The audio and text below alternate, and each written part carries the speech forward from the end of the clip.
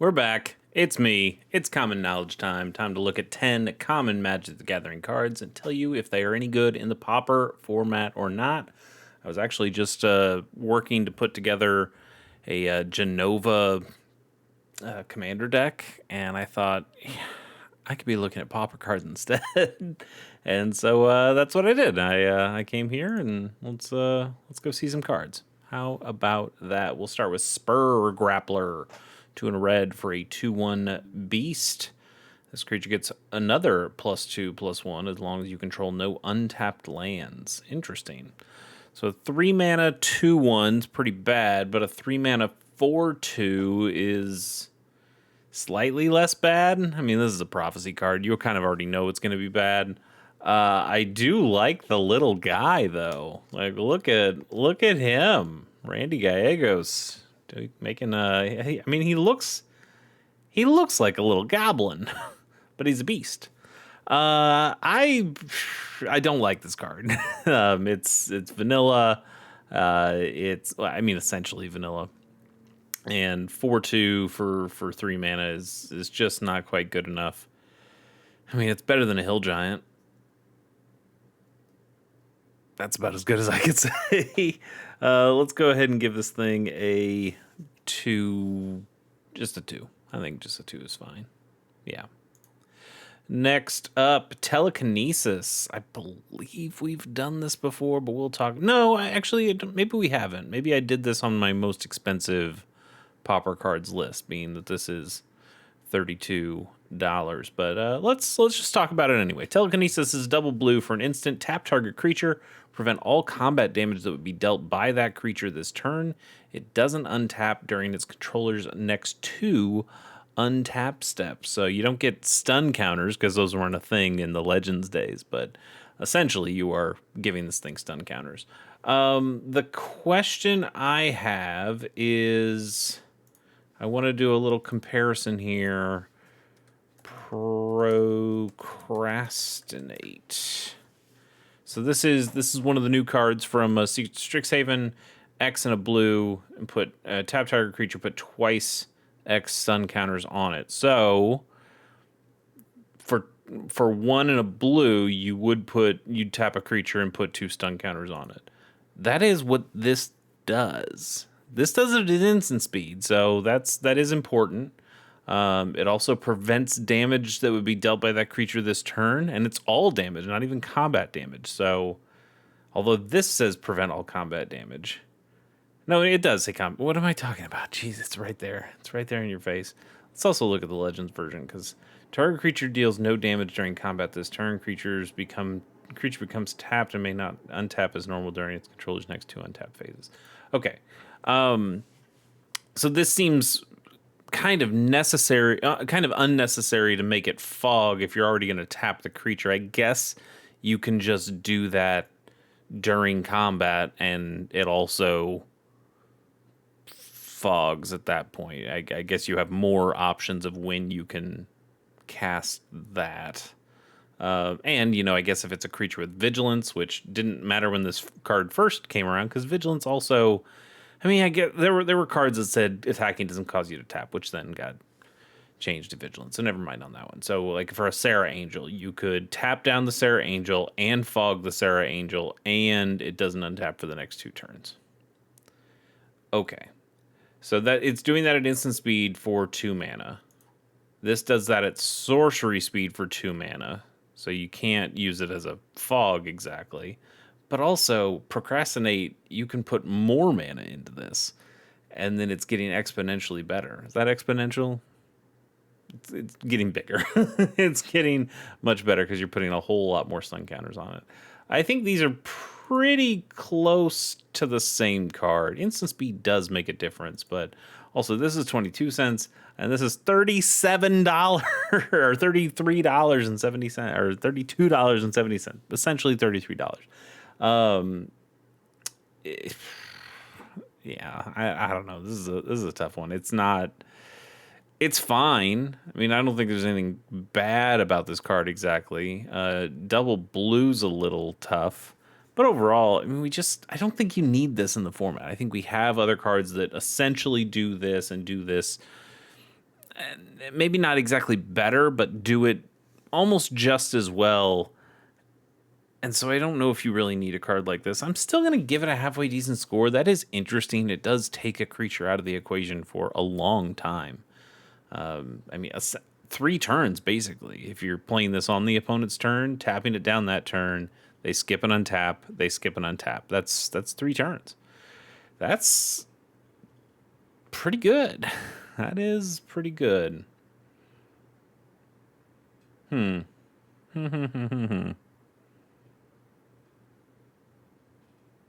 I'll give it a 3.7. Yeah, I think I'll give it a 3.7. That's a pretty good score, but I still think you can do better than that. Ripclaw Wrangler's 3 and a black for a 4/3 artifact vehicle. When this vehicle enters, each opponent discards a card and accrues for 2, which means you can tap any number of creatures you control with power 2, total power 2 or more. This vehicle becomes an artifact creature until end of turn. So it's a 4/3 once you accrue it. That's how vehicles work. 4 mana. I mean, it's a 4 mana discard 1. I mean, I know it says each opponent, but we're one-on-one Magic here with Pauper, so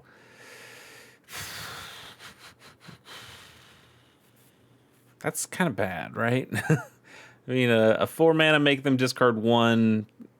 That's really bad. But then I guess you do have a 4 power creature.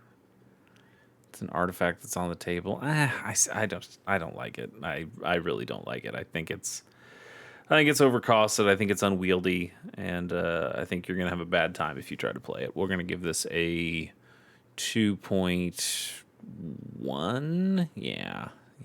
I kind of almost like that creature that could be a 4/2, that beast that we saw at the beginning. Because I think it's maybe a little bit more interesting than this. Fake Your Own Death is 1 and a black for an instant. Until the end of turn, target creature gets +2/+0 and gains. When this creature dies, return it to the battlefield tapped under its owner's control, and you create a treasure token. Fake Your Own Death's pretty good. Like, these are, it's one of a number of cards that do this kind of thing. Some of those are cheaper, but they don't give you a treasure token like this does, so that's, this is a little bit fixing in a way. I like the power boost. Sometimes these don't give a power boost. Sometimes they'll give a +1/+1 counter when the creature comes back into play. Sometimes they'll give it a Wicked Roll token. I think that's Not Dead After All that does that. So you have a number of these in black, and they're generally pretty cheap. I think overall you're probably going to want to go with the ones that only cost a single mana over this, even though it does pay you back that treasure token. Unless you're in some kind of familiars thing where you're able to make your black spells cost even less, and then you're not netting mana exactly, but it's essentially free at that point. I just think overall these cards aren't particularly good in the Pauper format. I think you are going to, if you know your creature's going to die, you might as well play like Corrupted Conviction or Village Rites or any of the the Fanatical Offering and things like that will make you sacrifice a creature, and then you draw 2 cards off it and potentially get something extra in the deal. So I think those are maybe a little better. Now, those don't protect the creature like this does. I mean, if that's a creature you really need on the board, then these are pretty good. But for the most part, Pauper's a format of advantage and value, and none of the creatures are specifically all that important, depending on the deck. But generally, I would say each individual creature matters less than they do in a game of something like Standard or Modern or Commander. So I think these cards are inherently a little less useful than they are in other formats. So I won't rate this super highly. It's still okay, and we'll give it a 2.6, I suppose, and move right on. Foul Strike has great art. I love this art. 1 and a green for an instant to destroy target creature with flying. It also has Reinforced 2, so you can pay 2 and a green, discard this card, and put 2 +1/+1 counters on target creature. That is, not the worst thing I've ever seen. 2 mana to take out a flying creature is okay. Again, in what I just said about the Pauper format for the black protection spell kind of works here as well. How many times does it matter? Like what flyer could they possibly have that really needs to be taken out? That you need to have something specifically to deal with destroying flying creatures. I wouldn't say there's a ton of flying creatures that are going to win the game on the spot in Pauper. It can happen. You can put a bunch of plus one counters on a creature, or it's hit you enough times that okay, now I really need to deal with that. But overall, I think you're probably just better with. And I know this is apples and oranges because I'm comparing red and green cards here, but like you kind of just want like a bolt instead, bolt that can hit ground creatures or flying creatures or face. A card like that makes a whole lot more sense than a card that is so narrow that says, "Hey, you can destroy one target creature with flying." That's generally not going to be my problem in a game of Pauper. But I do like that this also has a little extra effect here. This reinforced 2. Getting a couple plus encounters for 3 mana is not great. That's not a hugely great trade. That rate is kind of bad, but it is uncounterable in a way in that it's an ability. So they'd have to have some kind of stifle effect, which I'm still pretty sure does not exist in Pauper yet. So that essentially uncounterable. And it still works at instant speed. So instant speed, put 2 counters on a creature. That could be okay. And then you just have the flexibility that, if you need to deal with a flyer, you can do that. I guess that's fine. I would say both of these are relatively narrow use cases, and putting them both on a card is better, but doesn't make either of them. It doesn't turn the card into a good card just to have 2 halfway mediocre effects on a single card. It's flexible, but still kind of bad. We'll go for a 2.4. I'll bump it down to a 2.3. It's really not as useful as you might think. Cloud Elemental is a classic from Visions originally. Yeah, Visions originally. 2 and a blue for a 2/3 elemental with flying, and this creature can only block creatures with flying. This was a pretty decent blue creature back in the day. It was better costed than some of the other blue creatures that you got. Yeah, it had this drawback of only being able to block creatures with flying, but blue was a little bit more interested in just hitting with their own flyers and dominating the skies, and Cloud Elemental kind of did that for you. And also flying was just a much more difficult thing to have on a lot of creatures back in that time. You're thinking about something big like Sarah Angel or Air Elemental. Those are around, but Cloud Elemental can get on the board much faster than those cards and was halfway decent then. It's not good now. It's not. No matter how many times they bring it back or put new art on it, it's not a very good card. But man, look at that art. Look at him. Cloud Elemental's cool. I just like elementals in general. But Cloud Elemental these days, you can't in good conscience give it a good score. I will give it a... I'll give it a 2.2. Yeah, 2.2. Unfathomable Truths. That's so funny that this one came up. I was actually just adjusting my Monstertron deck because I did not have this card in it. I wasn't even sure I had this card. I went through my general card group, my boxes of cards, and I couldn't find it there. And I thought, oh God, do I have copies in my bulk boxes? Did I not think these cards were very good when I saw them at one point and threw them in the bulk box?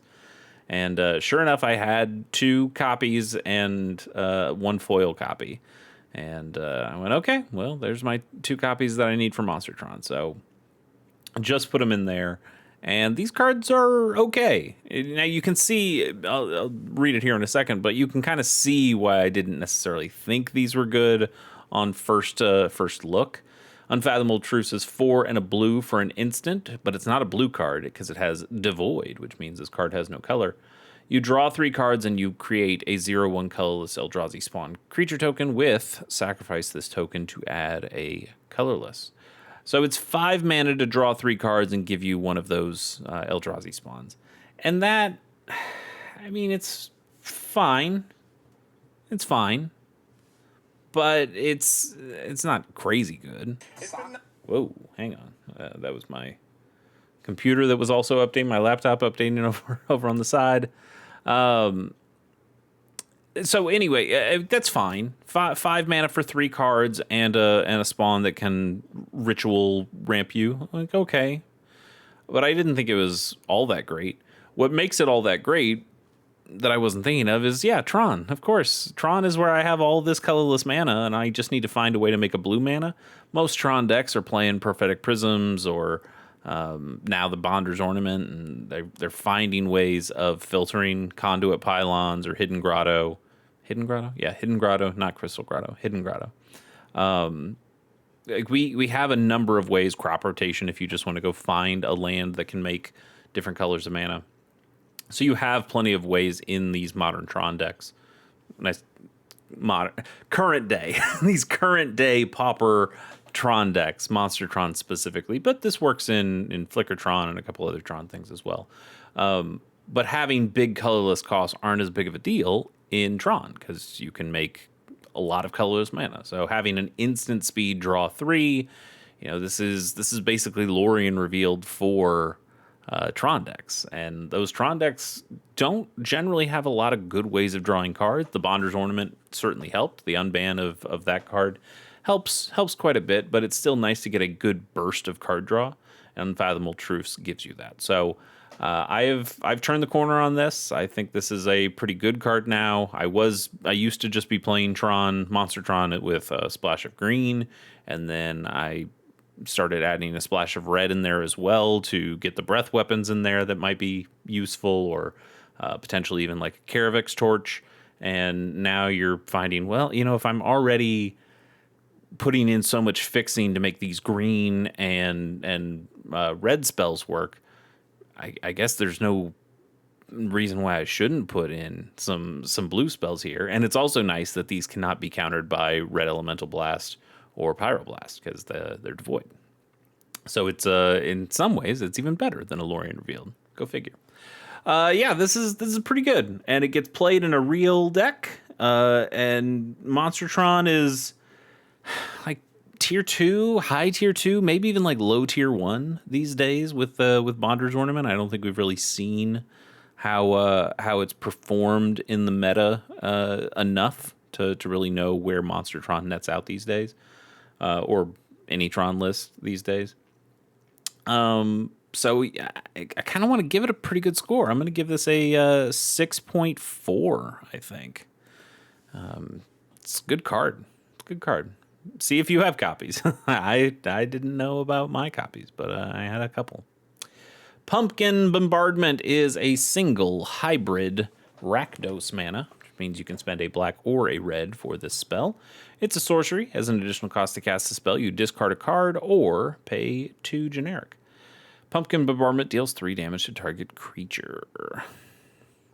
It's not very good.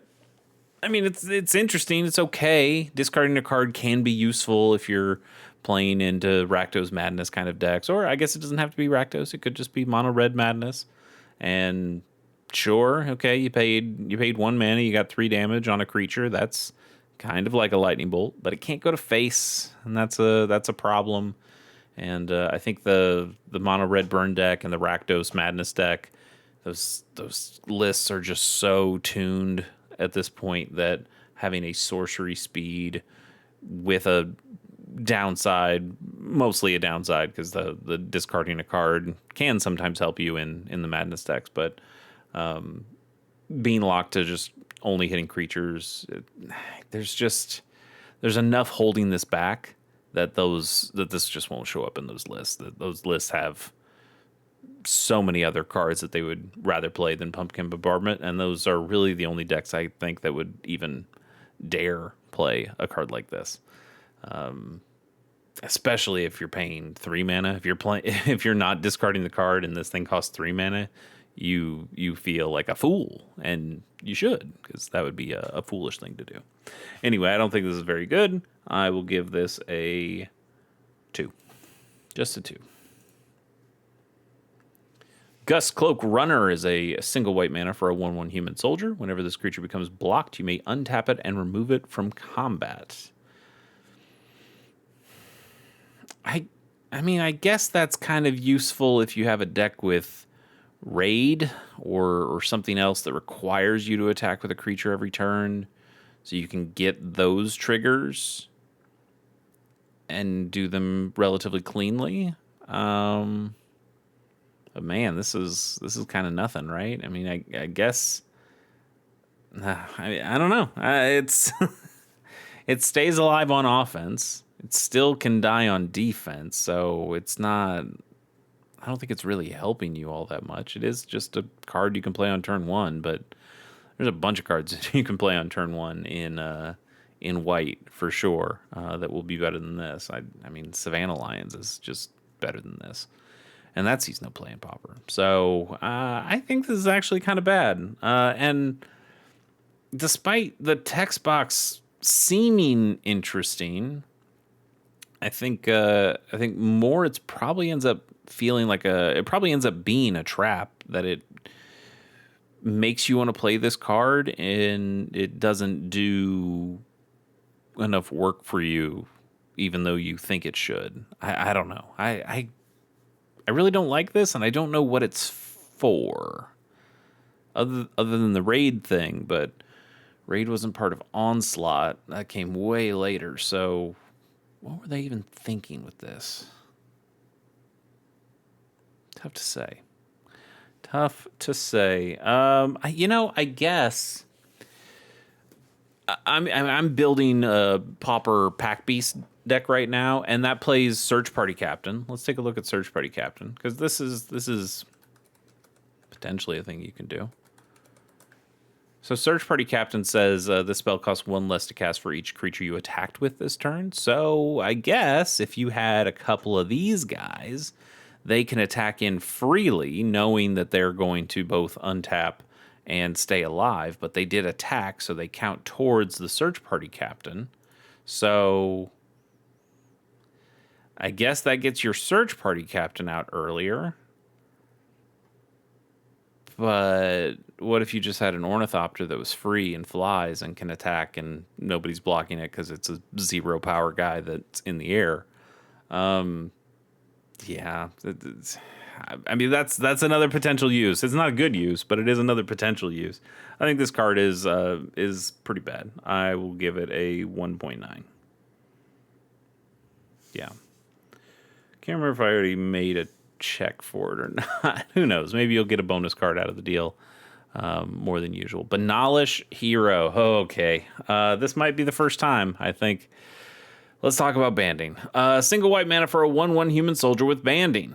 Any creature with banding and up to one without can attack in a band. Bands are blocked as a group. If any creatures with banding you control are blocked or being blocked by a creature, you divide that creature's combat damage, not its controller, among any of the creatures it's being blocked by or is blocking. I know banding has a history of being very complicated. I think when you read the text like that, it can feel pretty complicated. It's not that bad.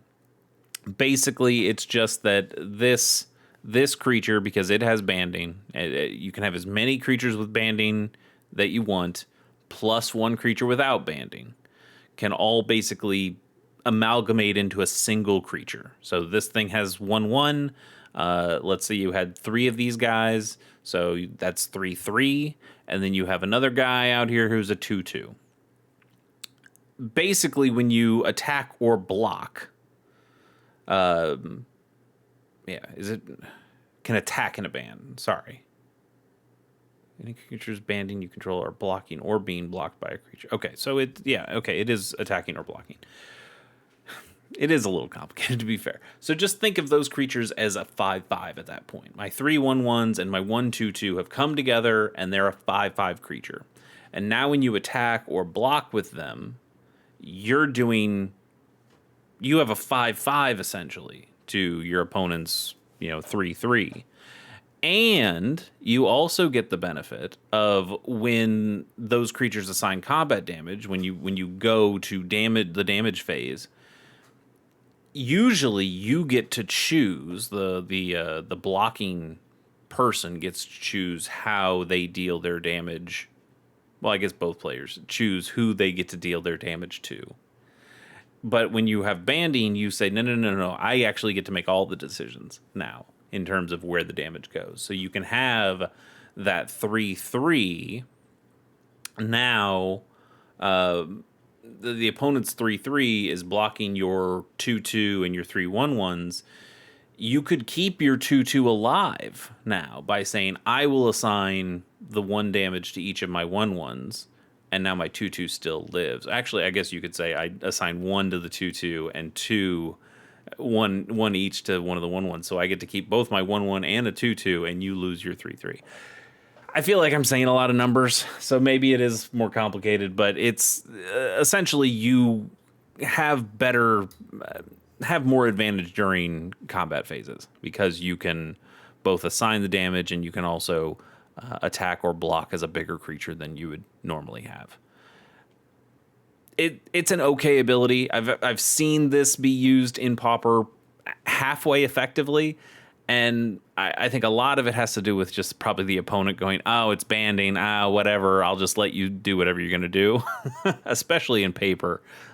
People just don't understand the idea of banding, and then you got to get tournament organizers or rules people over there, and it feels complicated. So if you want to, there aren't a whole lot of banding cards that actually matter in Pauper. I think it can mostly be an ignored thing entirely if you want to just completely ignore it, in the same way that some people will ignore daybound nightbound in something like Commander, because like, I just don't want to deal with it. I'm never going to put a daybound nightbound creature, even if it would be beneficial to my deck. I'm never going to put a card in my deck knowing that it's going to cause me to think about this as much, and I don't want to do that. So it's totally fair. If you just don't want to deal with banding, I get it. It's fine. But there is a deck that has used banding before, like it's mono white, or maybe it's mono white that splashes a little bit more. It has a couple of other banding creatures that it uses. It does use this Banalish Hero, and it can be effective. It's still tricky, but it can be effective. And so I want to give this an okay score, and I don't want to give it a 5 because it's not. I wouldn't even call it an off meta deck. It's like an off meta deck. But we'll give this a 4.1, I suppose. And I think that's, I don't know. That's probably pretty generous. Let's keep going. Veteran's Sidearm is 2 mana for an artifact equipment that equips for 1, and it gives equipped creature +1/+1. That's bad. That's bad. What? Why?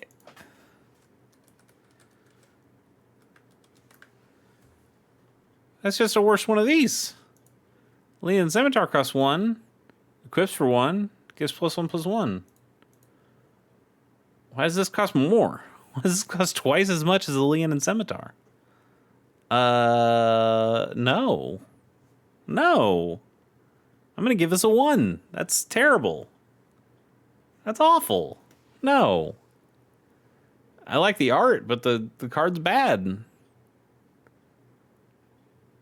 Oh, that's terrible. No. I mean, Leonin Scimitar is not even a card you should play in Pauper. I'm not advocating for it, but a worse Leonin Scimitar. Get out of here. Let's do a bonus card and then really get out of here. All right.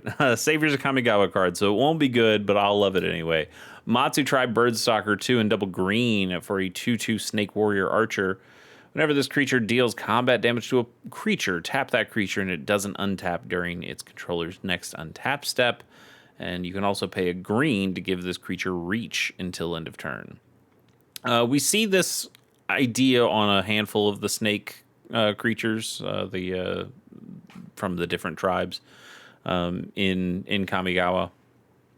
And this hey, if they deal damage, then the other creature doesn't untap during the next untap step. We see it on a handful of those cards, and I think for the most part, I could be wrong on this, but I think for the most part, the other cards that have this have bigger toughness, so they actually stick around on the table more. This is a 4 mana 2/2. Ugh. That's not good. And giving it reach for a turn is, I mean, not that great. I guess, I mean, this still works even if this dies. So you can block a creature and then know that they're not going to untap, and maybe that gives you more of an advantage. But at that point, you've already spent 4 mana to put this guy on the table, and then a fifth mana if you're trying to block a flyer, and this guy still dies, so you don't have a creature the next turn anyway. If the opponent's creature has 2 power or more, which is extremely possible. That's really bad. That's just incredibly bad. Extremely overcosted for a not very good effect in the first place, and the stats on the creature just absolutely dumpster this thing. Yuck. I like Kamigawa, but I can't in good conscience give this anything more than a 1.3, which should be its stats, by the way. If this thing was a 1/3, it would still be bad, but it would be better bad than this bad. This is bad. This is bad. All right, we're gonna get out of here on that one. We'll see you on the next one. See ya.